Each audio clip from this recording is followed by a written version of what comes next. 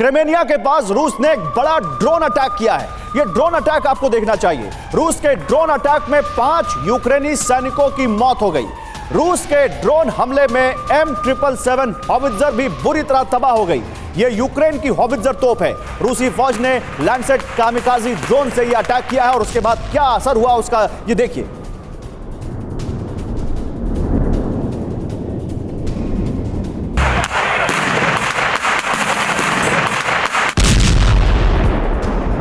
तो वो तोप जो गोले दाग रही थी वो खुद इस हमले में धुआं हो गई। बिल्कुल बड़ा अटैक किया वहां ड्रोन से रूस ने और कैसे उसके परखच्चे उड़ गई आप देख सकते हैं।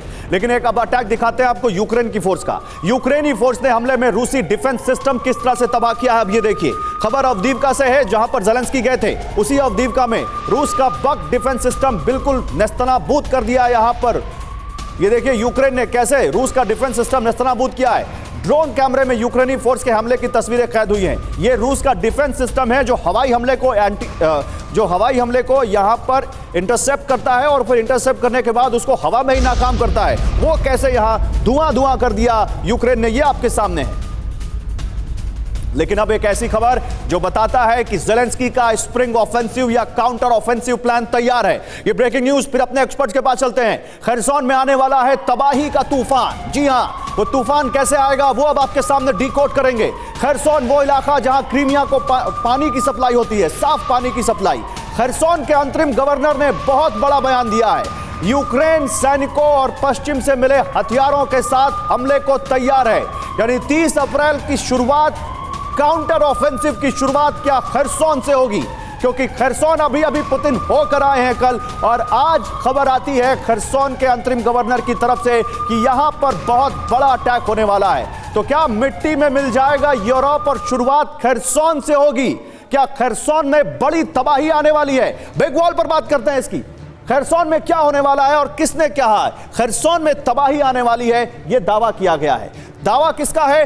दावा है खरसोन के अंतरिम गवर्नर का। उन्होंने क्या बयान दिया है ये देखिए। ये है खरसोन के अंतरिम गवर्नर। इन्होंने कहा है यूक्रेन ने खरसोन में सैनिकों को इकट्ठा किया है। ये इन्होंने दावा किया है। नीपर नदी को पार करने वाले हैं यूक्रेनी सैनिक, ये इन्होंने दावा किया है। यूक्रेन पश्चिम से आए हथियार और टैंकों से हमला करेगा, ये इन्होंने खरसोन के अंतरिम गवर्नर ने दावा किया है।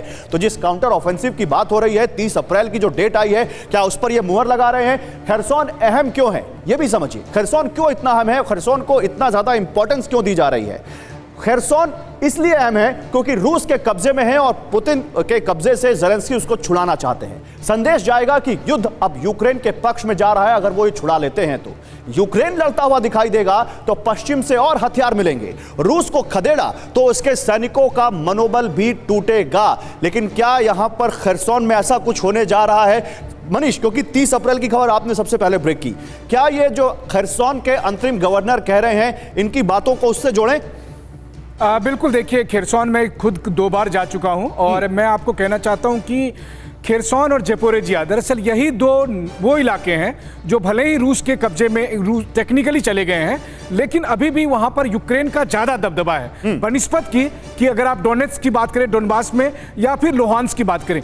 लुहांस्क इलाके में लगभग नहीं, अगर 100% तो 95% इलाके रूस के कब्जे में हैं। 60 से 70% इलाके डोनबास में, डोनेट्स्क इलाके में रूस के कब्जे में है। लेकिन खरसोन और ज़पोरिजिया में यह स्थिति ठीक उलट है और इसी वजह से खरसोन और ज़पोरिजिया में यूक्रेन अपनी पूरी ताकत लगाएगा 30 अप्रैल के बाद से, और ताकि वो ज्यादा से ज्यादा इलाके को अपने पास वापस ले सके और बता सके कि देखिए हमने रूस को हरा दिया। नहीं, लेकिन जो आप बात कर रहे हैं वही तो पुतिन ने भी कल करने की कोशिश की है। पुतिन कल खरसोन में थे और आज वॉर जोन में ज़ेलेंस्की पहुंच गया अवदीवका।